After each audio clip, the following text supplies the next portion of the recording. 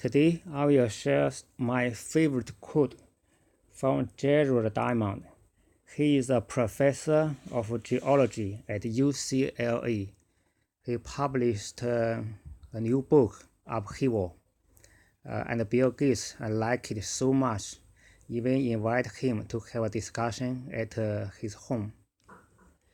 We start the quote. The metaphor is so obvious.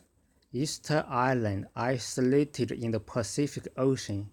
Once the island got into trouble, there was no way they could get free. There was no other people from whom they could get help. In the same way that we on planet Earth, if we ruin our own world, we won't be able to get help. History as well as life itself is complicated.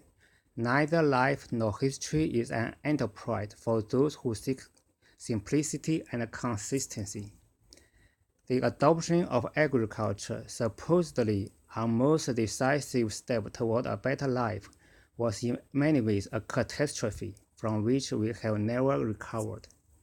Forced to choose between limiting population or trying to increase food production, we chose the latter and end up with starvation, warfare, and tyranny. Two types of choices seem to me to have been crucial in tipping the outcomes towards success and failure. Long-term planning and the willingness to reconsider core values. On reflection, we can also recognize the crucial role of these same two choices for the outcomes of our individual lives. Our biggest threat is not an asteroid about to crash into us, something we can do nothing about. Instead, all the major threats facing us today are problems entirely of our own making. And since we made the problem, we can also solve the problems. The history of interactions among disparate peoples is what shaped the modern world through conquest, epidemics, and genocide. Those collisions created reverberations that have still not died down after many centuries, and they are actively continuing in some of the world's most troubled areas. In much of the rest of the world, rich people live in gated communities and drink bottled water.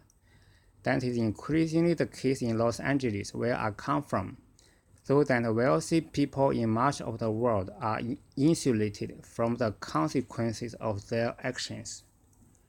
We are uncomfortable about considering history as a science. It is classified as a social science, which is considered not quite scientific. One person making a wrong decision affects the whole country. If you like my video, please follow my channel. Have a nice day. See you next time.